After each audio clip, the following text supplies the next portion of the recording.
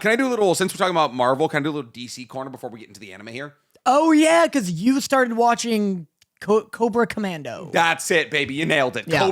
Creature Commandos. Creature Commandos. It is really good. Yeah? It's really good. It's also really fucking horny. That's what you were saying. Please elaborate. There's 3 full sex scenes in the first 2 episodes. Wow. There is, in the first episode, it's like weirdly horny for Rick Flag as a character. And mind you, this is like the oldest Rick Flag's ever been. Rick Flag's like 55, late 50s. And it's just like, they're protecting this princess and she's just like, I'm gonna suck the meat out of that thing. And like episode 1, the princess, fully naked, nipples, everything. Wow. Fucking just tits everywhere, crawling up on Rick Flag, and you're like, let's go. Let's go. Dude, fucking like we're doing age gaps. Hell yeah, dog. And so it's like, she's like 25. You want to walk back that statement? She's like 25. We're doing man. age gaps. Let's go. Listen, we're doing Leonardo DiCaprio corner over here. And so it's like, there's that full sex scene. Then Rick Flag and her fuck in the next episode, and it's just him just slamming her up against shit while everyone's listening. Wow. And then in that same episode, Frankenstein's bride, you see her getting railed out by Dr. Frankenstein. You just see her zombie nipples. Whoa. Her zom tits. And well, first off, that being like 2 sex scenes in 1 episode, crazy work. Second off, remember how we were watching Zom 100 and we were like, zombie tits? Yeah. Did it for me again, unfortunately. So there's an unfortunate track record being built out here. And something I think about it's something about it, man. But yeah, so it's really fun. The fucking maybe you're just a necrophiliac. Listen, I was like, are we building towards this? And then I was like, I don't think that we should, unfortunately. Yeah.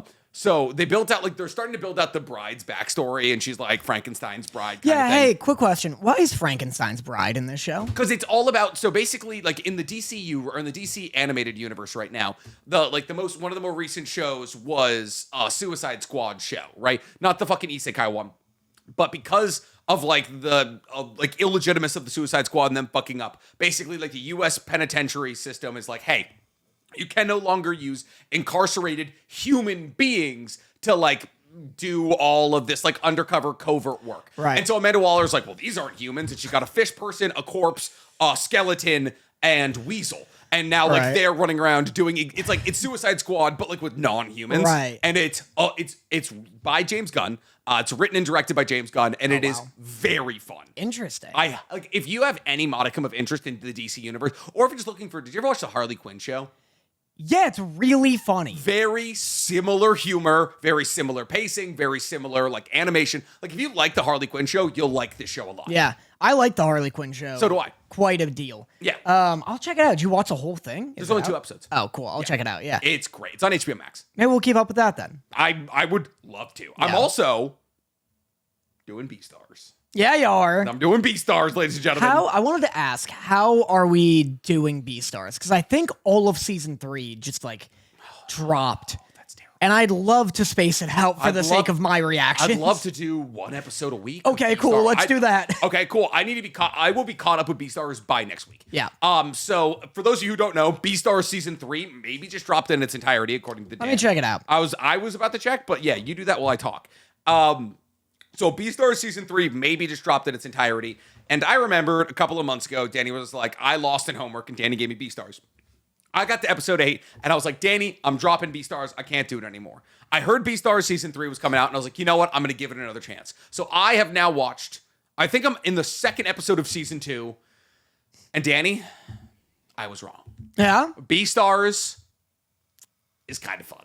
It's so good. It's kind of fun. I'm going to give you kind of fun. Yeah, you're going to give me only kind of fun? Kind of fun is all you're getting from me because I have opinions. Okay. All right, I have fucking opinion. Okay, so 1, I did not see Legoshi versus 36 Lions closing out this season. The panda with a crossbow. 1, they introduced guns in, like, the 9th episode, and I'm just like, I get that guns would exist in this world that is just Earth with animals. Yeah. They build skyscrapers. Of course they have guns.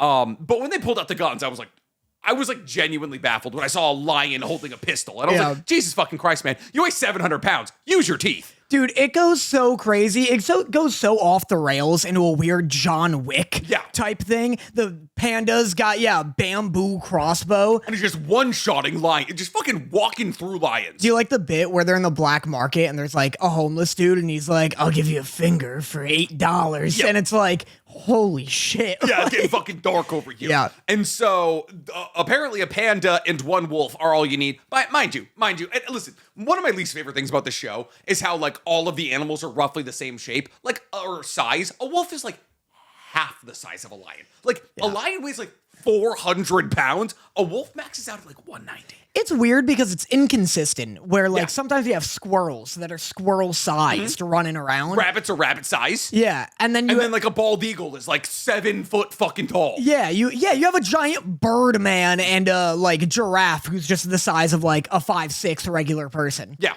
it's aggravating. It's aggravating as all hell. But listen, it's fun. Yeah. I liked that Louis was like, I like Louis' backstory that he was like in the trade, like the black market meat, and he's like number 4. Yeah. And then like he gets like bought by this other deer who's like, I like your spunk kid, essentially. I'm excited to see more of Louis' backstory. Right now, as it currently stands, I'm like episode 2 of season 2. He like came You're back. on like episode 14 of season 2, I thought. I'm on episode 14 total. Oh. Yeah, Netflix counts them continuously. It's annoying. Gross. Yeah, it's called like season 2, episode 14. Yeah, weird. So Louis just came back after like a 2-month absence. And there was the end of the season 1 where like the lion boss is about to shoe Legoshi in the back, and Louis just pulls up with a fucking blickety and just fucking blows the back of the lion's skull out of his head. And I was like, oh my God, what is the twist here? I was like, I cannot believe Beastars, a story about acting as animals, has turned into a crime thriller. Yeah, it really turns into Yakuza, like truly out of nowhere. Yeah. I think it gets worse. Like, I like the high school shit more, honestly. I like the high school stuff. I like the, like, mystery of, like, who ate Shep or whatever his name was. And then, whenever it gets into the, like, mafia stuff, I fall off a little bit. It wasn't that compelling, one, because it was just so incredibly unbelievable. Like, I just like didn't understand the circumstance in which a panda and a lion, or a panda and a wolf, they were like, oh, the government won't even touch the shishigami. Like they're saying shishigami, and everybody at school's like, don't say those words. Yeah. It was like saying fucking what's the one with no nose from Harry Potter. Oh, Voldemort? It was like you couldn't say Voldemort's fucking name. What's the one with no nose? I don't know. I was reading better books. Yeah. And so they're like, oh, don't say Voldemort, the one with no name or whatever. It's like, fucking don't say his name. That's how they were treating Shishigami. Like, Logishu, he's like a pacifist. Yeah. He rolls in there, pushes a couple of them. He's not killing anybody. He's literally just taking lions and kind of being like, lay down. And they're just like, and then he comes to after fucking getting knocked out in combat, and you see all the lions are tied together. And it's like, who did this? The one panda who was like, hey, is apparently stronger than every governmental body in America. Like, fuck. Dude, that's so a hard panda. I guess. Who has no eyes? Yeah, he has no eyes. He's a panda. Pandas have eyes. Nick, please. Okay, you're right. You're right. But anyways, I think I agree. Like, I think the high school shit way more compelling.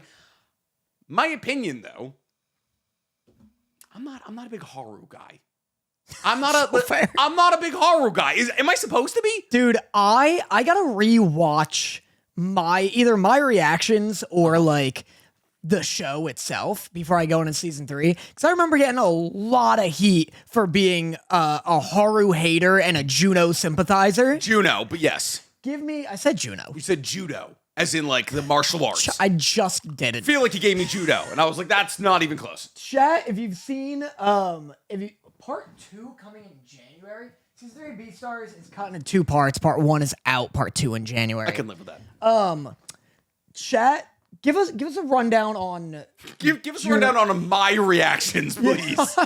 Hey, yeah, how do I feel about Juno and Haru? You're like Oda writing One Piece, referencing the wiki. You're like, I don't remember how to... What controversial opinion am I spewing here? I'm like some TikTokers.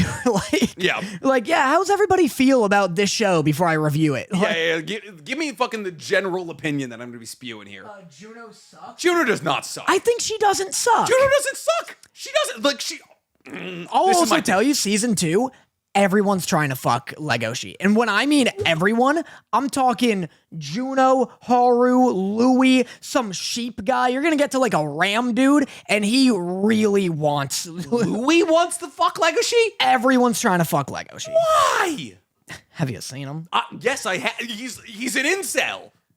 Yeah, okay, so that's the other thing. So I love Legoshi is so just an incel. Dude, there's where a he's like, moment. we can't be together because I can't protect you. Hey, like, just talk to her about movies. You know, just hang out with her. There was the most fedora tipping ass moment in fucking season 1 where they're going to the love hotel and like Haru's like, well, we'll stay here. And he's like, well, and then he straightens his back. He's like, I'm in man mode. And I don't know if I could control myself if I sleep next to you. And Haru, just being the ravenous little bunny that she is like, nothing that could happen could be a mistake. Yeah. And it's like, it's such a, like, if people are going to call Kirito an edgelord, I withhold my right to call fucking Legacy an edgelord because he kind of is. He 100% is. Like, that's so fair. Yeah, I remember that scene is very like, it's weird because he's like, yeah, one, he's like, I'm in man mode. I can't control myself.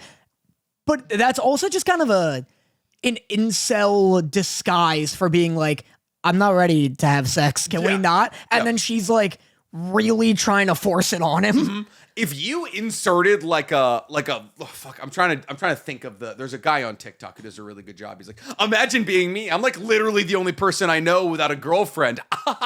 Like, you know somebody who's really socially awkward, so they laugh at everything they say, like really uncomfortably loud at the end. If you did that, or like literally just put a fedora on Legacy, you would see it to a T. Everything he says is just like the diary of an incel. And like, I do like him as a character. I think he's compelling, but he's so overdramatic. It's the only instance of women writing men that I've seen, because it's all written by a woman, and I do love B-stars unabashedly. Yeah. But yeah, it is like anytime he's like, my feral man instincts couldn't contain themselves. I was like, hey, like, is this girl seeing therapy? Like, like, like, who hurt this girl that she thinks all men think this way? Or just like either gonna like, and then they're doing this whole this woman's like choosing the bear 100% out of the time. Absolutely. she's like Legacy's like, there's, I don't know if I'm gonna eat you, or it's like Haru's like in Legacy's arm, has just gone through this like ridiculously traumatizing event, and she's like,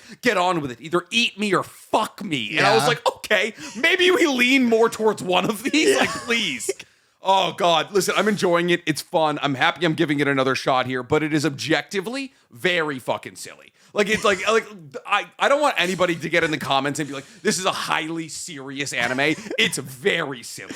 Yeah, it's definitely silly, but it's also, I think it's smarter than like, not smarter than people think. I think people watch it. I don't know anyone who's watched the whole thing and is like, you know what, I gave it its piece. Not good. Yeah. You know, it's usually like, I dropped off after the animals fucking. That's fair. Yeah. Anyone who's like, I'll stick around ends up loving it. And I think it's because like the predator-prey commentary is genuinely well done in the way that like Zootopia's is. But it's like, I guess, yeah. But what's the real life like connection? What is the predator-prey allegory? Is that what I'm looking for here? Allegory. Yeah. It's like, I remembered it. I gotta rewatch it. Maybe I'll do that this week, because I had like such a dissertation on like how it was such a good feminist like allegory where Haru, well, I'll use Louis more because I don't want to start making shit up with Haru because I don't remember it fully. But I like Louis's whole arc of like, he has to work harder because he's prey. And everyone's like, oh, like the character you're playing in the play has never been a prey before. Gotcha. And he's like, he feels the weight of every other prey animal on his back. Be like an allegory for race? Well, that's what's interesting is that they use it as like both, where it's like prey, like in Haru's case is a feminist thing, and in Louis' case is like a race thing. And it's like, I like that Louis like, I have to uplift all prey with my actions. Yeah. And you get other prey who are like, hey, like, no, you don't. Like, that's almost like self-inflicting racism on its own to be like, I'm the special one. Only I can like uphold my entire, I guess, what would be species. Yeah. And then he like, he does the Shishigami stuff, and that's very interesting. You had some interesting like opinions on the prey predator system. Boy, oh boy, do I wish we hadn't just established it as a race allegory. Because under the context of the fact that a couple of months ago, me and Danny were talking about MHA, and he was like, if heteromorphs exist, I would spit on them. Don't drag me down. You're coming right with me. Don't drag me. Listen. As a pro-Juno enthusiast, all right, everyone's like, oh, I love Haru. And while I will establish the fact that I now have more of a liking for Haru after learning that, like, she was like, oh, like, my entire life, everyone looked down on me. Everyone was afraid that I was a small, fragile thing because I'm a dwarf rabbit. And then I, like, for the first time in my life when I wasn't experiencing pity was through the medium of, like, giving my body to men. Basically, she was like, I'm seeking validation through the attention of men because the validation I get from that isn't necessarily pity. It's more sex. Sorry, I don't mean to interrupt or anything, but I love that commentary as well, because I love how everyone sees the show and it's like, oh, it's horny Zootopia, but I like that, like, Haru being sexualized is like an integral part of the plot in a way that it's like a commentary on, like, people who feel the need to over-sexualize themselves and how they're like, oh, I only get validation like this. Yeah. And so I think it's a very mature and like nuanced theme. So anyway, go on. Sorry. So what I was saying is that's all great. That's all so good. What good commentary. Maybe I'm not. I don't think I'm down for interspecies breeding. I don't listen. Oh, aren't you? I'm gonna come out and say it. Listen. Maybe like a horse and a deer. Maybe anything like a tiger and a lion. Right? Things that could make babies together. How is a wolf gonna fuck a rabbit? How is a deer gonna fuck a rabbit? Wow, that's so like, Boston Catholic of you. And listen, I think everybody should be able to be married, but listen, it's just like biologically, why are birds fucking squirrels? Like it just doesn't work. It doesn't work. I'm sorry, and it's so well. So you're saying that if two people can't make a baby, they shouldn't be able to find love and have sex with each other. Did I think of that exact thing when I was like, I'm gonna make this point. And no, Danny, that's not how I think of it. If one of those people was 36 ounces and the other was 150 pounds and they couldn't make a baby, then we'd have a conversation point. So you're saying that you don't think heavier people should be able to you don't think heavier people should be able to find love with skinnier people? If my penis could fucking rip the woman I was with asunder, I think we would have an issue. Okay, hold on. I like a challenge. Mm-hmm. Yeah, okay, good.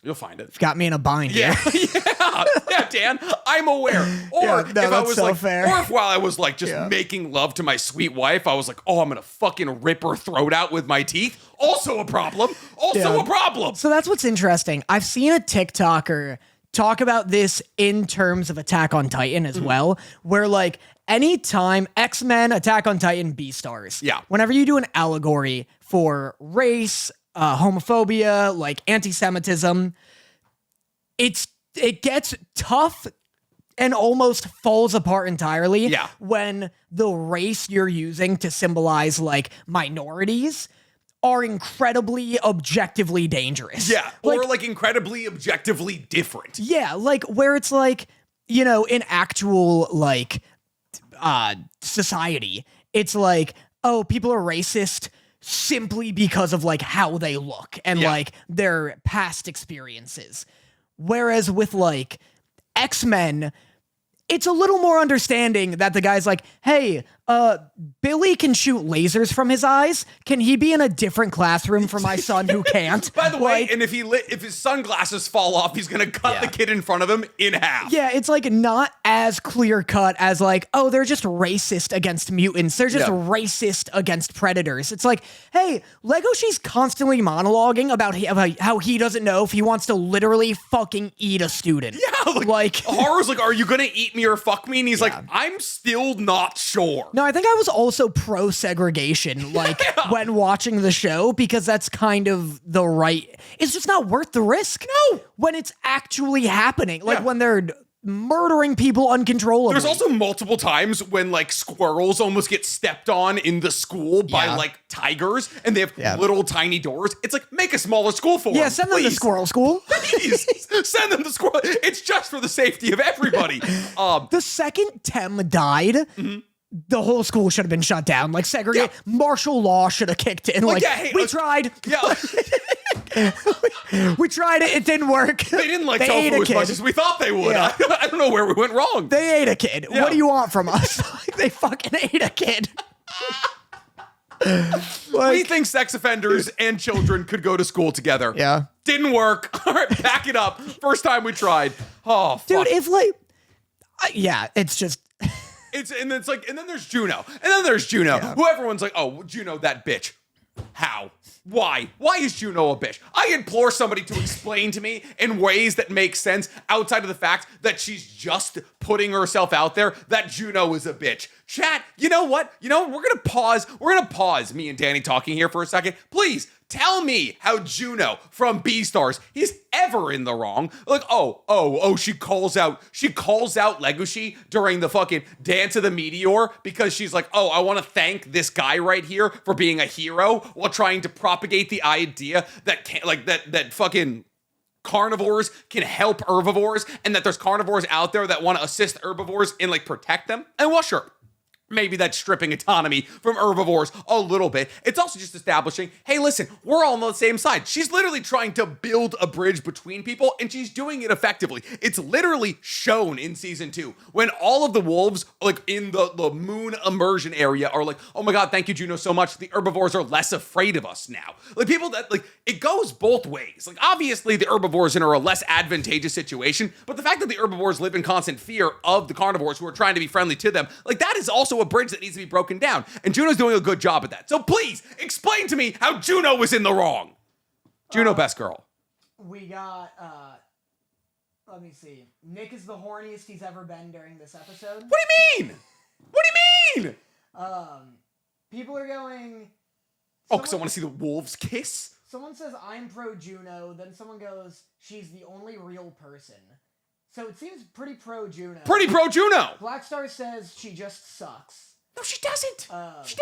She's a good person. She's a good Lego. She's care. Listen, imagine. I guess the bit is that she's like scheming against Haru. She gets into some she's like wants Legoshi from Haru. Can you imagine? Juno is in the exact situation as the husband from the B movie. Can you imagine? Like you're two hot young wolves in high school, and you're like, naturally, we're gonna end up together. I'm gonna throw myself at him. He seems interested. Oh my God, he's fucking a 2-pound rabbit. Yeah. What? What? Mind you, it's the first like ever clearly like established herbivore carnivore relationship anybody's ever seen. I'd be baffled if I was Juno. I love that the world and internet are coming around on the boyfriend from B movie. Yeah. And they're like, this is the only sane man in the entire film. And he's like, the entire idea is he's losing his mind as his wife fucking leaves him for a B. Yeah.